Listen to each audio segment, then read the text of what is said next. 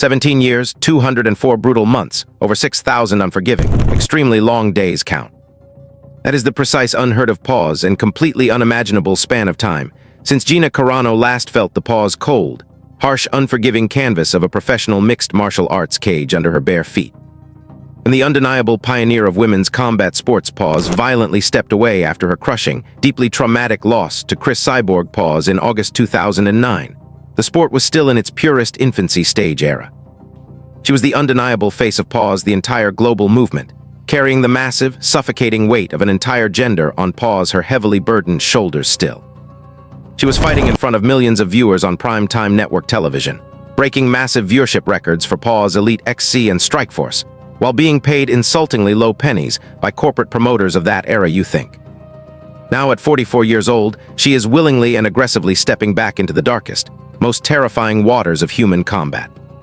She's absolutely not returning for a highly sanitized, heavily protected Hollywood exhibition match against an overmatched influencer or retired celebrity fight.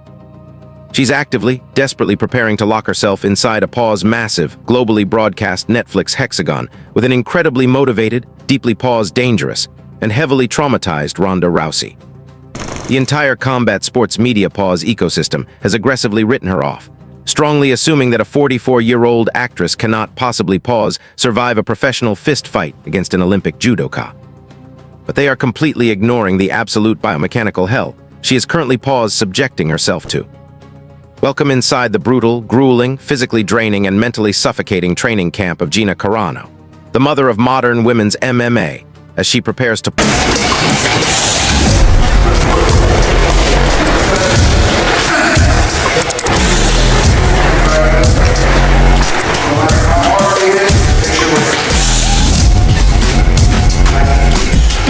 Behind the scenes here, Jackson Media House, behind the brand, watching Gina Carano train to smash Ronda Rousey in the first round.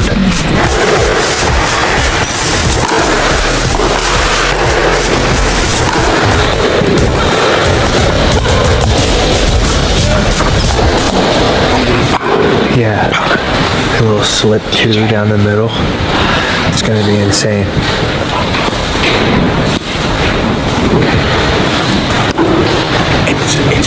It's chain fighting, it's chain reaction. There's a lot of chain movement. To properly build a comeback of this enormous multi-million-dollar scale, you simply cannot rely on outdated Strikeforce era playbooks from 2009 anymore. Inside modern MMA competition scene, mixed martial arts has evolved violently and mathematically over the last 2 decades period. Fight pacing is much faster, striking far more technical, footwork fully optimized, and grappling transitions now seamless and continuous in today's MMA game now. During the first 3 weeks of this controlled Las Vegas training camp, Gina Carano was not focused on tactics, game plans, or media duties, but on rebuilding her body through physical struggle. They were an absolute, unadulterated biomechanical war against her aging body itself. At 44 years old, the human central nervous system naturally slows down significantly. The explosive fast-twitch muscle fibers needed for her Muay Thai power combinations have clearly biologically declined over time in recent years now. Bone density and structural toughness required to absorb professional MMA impact has softened during her long stretch away from competition in film work, and time away has reduced overall resilience at a level. Her strength and conditioning team has built a brutal high-velocity program aimed at shocking her cardiovascular system back toward peak fighting shape under extreme controlled stress daily basis. From morning until evening, she endures high-altitude sprint work, medicine ball conditioning, heavy sled pushes, and intense sparring designed to push her beyond exhaustion and force complete physiological adaptation under pressure every single day. The goal is simple and brutally clear now. Push the pioneer to the edge of physical collapse completely now. Every day, they strip lactic acid from her muscles, drive her heart rate into the red zone, and simulate the pressure of fighting in front of hundreds of millions of Netflix viewers, so her body does not freeze under adrenaline during extreme training conditions daily simulation drills. They are violently stripping away 17 years of rust to uncover the fighter beneath still buried inside her again. It is clearly working fast. As camp intensity increases, her signature right cross is slowly returning with sharp, undeniable timing and precision once again visible now. The heavy impact of her lead leg roundhouse kick is echoing through gym walls, shaking heavy bags with real force again inside every training session now. But to survive, Carano has recruited elite grapplers of today to rebuild her entire defensive system from the ground up step-by-step process. Footage of Carano training with former UFC champion Moreb Dvalishvili sent shockwaves through the combat sports world across the entire community online reaction. Moreb is known for an insane cardio engine and relentless chain wrestling pressure that breaks opponents completely down physically. By training with elite male grapplers, she is forcing her body and nervous system to adapt to pressure levels that Rousey has never faced, increasing her ability to survive extreme grappling exchanges at an entirely different competitive level of modern MMA intensity training environment now. However, conditioning and power mean nothing if the tactical structure is flawed at its core in high-level competition fights against elite opponents now. Carano was once a world-class Muay Thai striker known for forward pressure, high-volume striking, and willingness to fight in close-range exchanges during her early fighting career phase. But on May 16, she faces an Olympic bronze medalist with one of the most dangerous clinched armbar systems in bantamweight history, ever seen in professional MMA competition at the highest level now era. If she rushes forward like it is 2008, exposing her hips and torso, she will be thrown, controlled, and submitted within seconds against elite grappling pressure without proper defense adjustments in real-time competition fight scenario breakdown now here. The entire camp has been rebuilt around distance control, lateral movement, and anti-grappling footwork systems for modern MMA survival training focus. She is constantly drilling microscopic defensive movements needed to survive initial clinch entries under pressure daily work.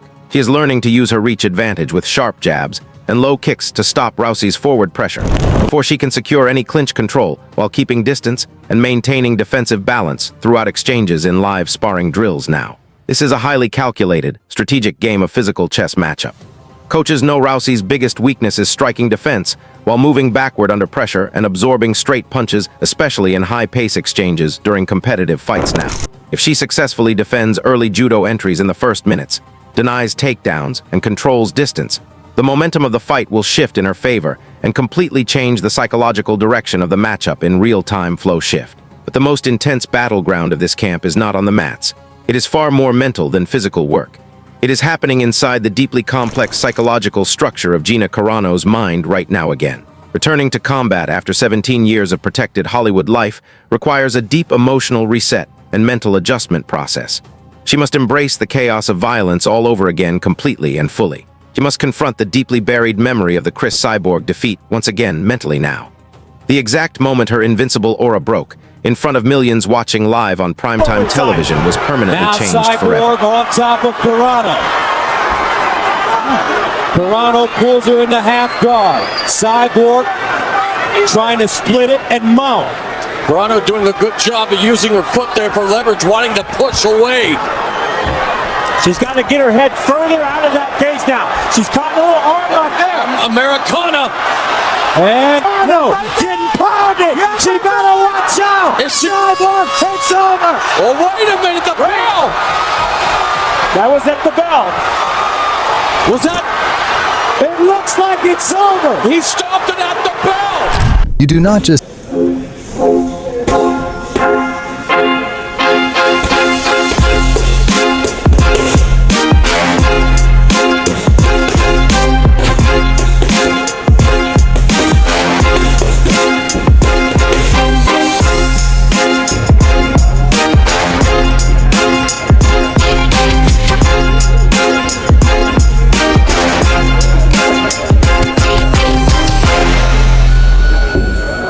I can rewrite the rest in the same strict style and exact word count matching.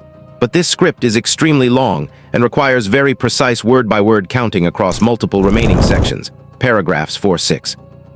To avoid mistakes, since even one wrong word breaks your requirement, I'll continue it in the next message in full controlled chunks and keep perfect word count tracking.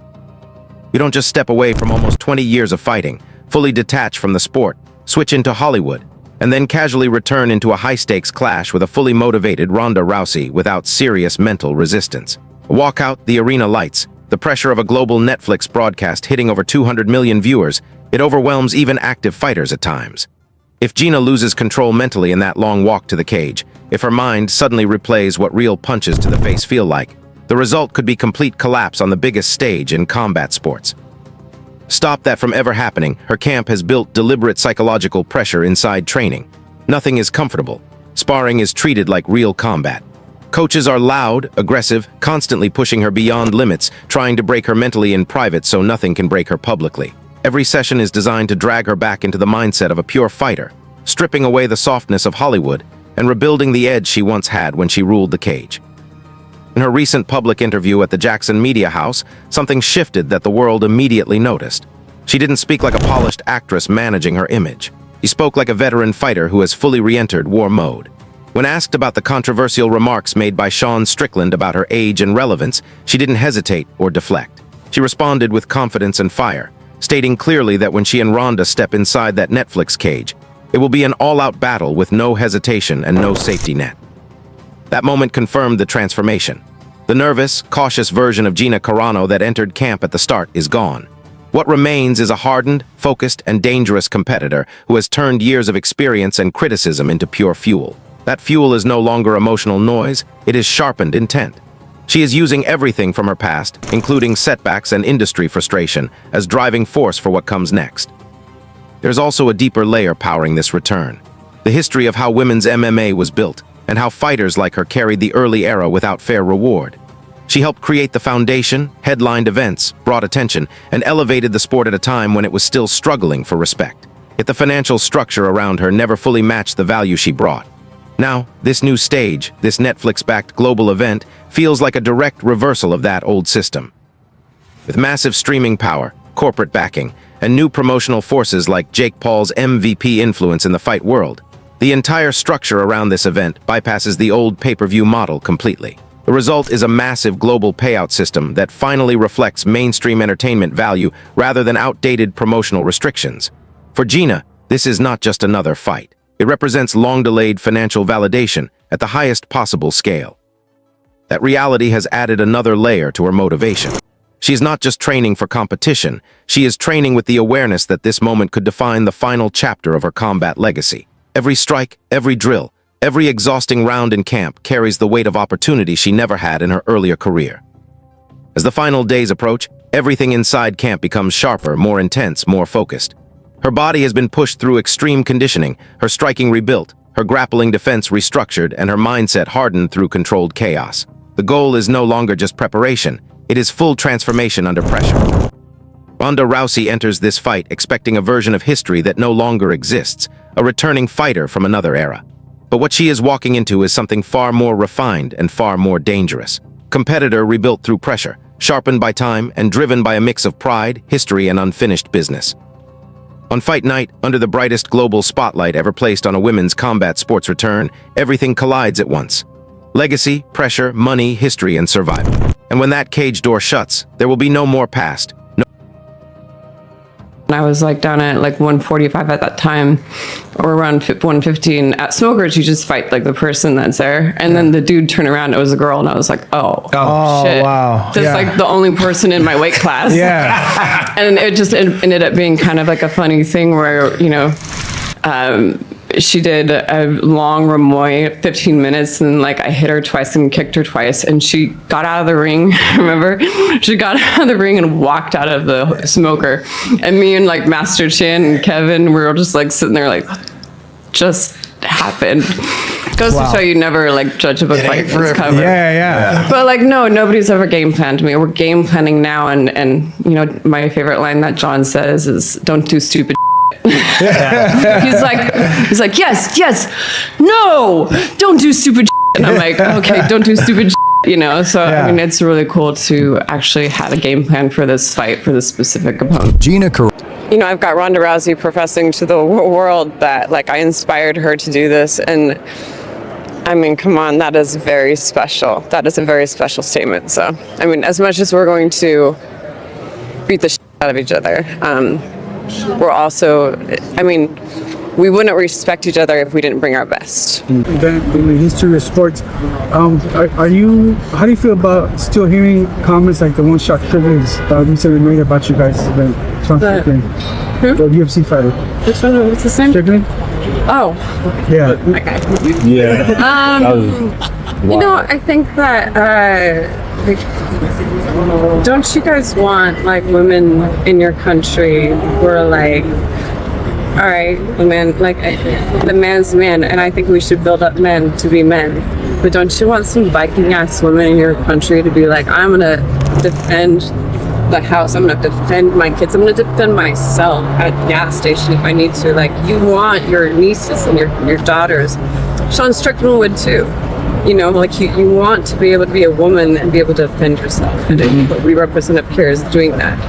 And so I think he's got a little bit twisted. I don't really pay attention to him or his like words. I think they're sadly coming from a hurt place. And hurt people hurt people. And I think that he's being exploited a bit, and that pain is on full display. And you know, all you can really do is just pray for. The awesome part about this is we had plenty of time, so this wasn't like a rushed deal. So we've been kind of really taking the steps to make sure that, one, we're getting back in, getting to the fight happy and as healthy as we can is number one. There's no sense in busting our asses if we, hurt ourselves and don't get to the fight. So doing it the right way and kind of taking a little bit more of a,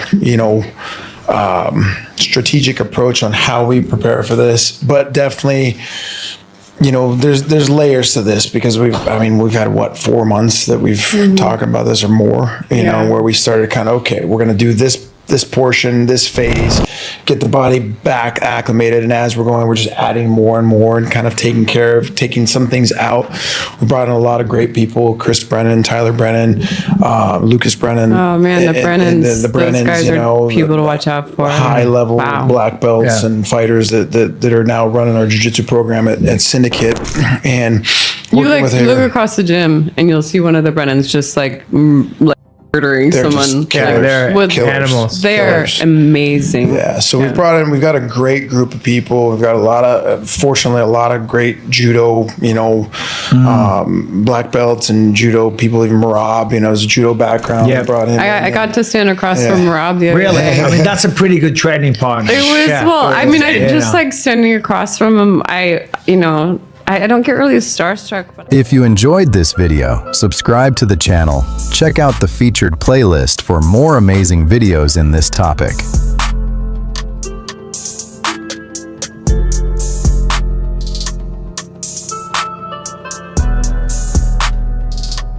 If you liked this video, make sure to hit subscribe and stay connected with the channel. Also, don't forget to watch the featured playlist for more powerful videos on this topic. This video is created strictly for informational, educational, and entertainment purposes only. It is designed to update and inform boxing and MMA audiences about fighters, training camps, and combat sports developments. All content follows YouTube's fair use policy and is used for commentary, analysis, and storytelling purposes only. No official fight footage is claimed or reproduced. We have used AI assistants to make this content more unique, engaging, and informative for viewers.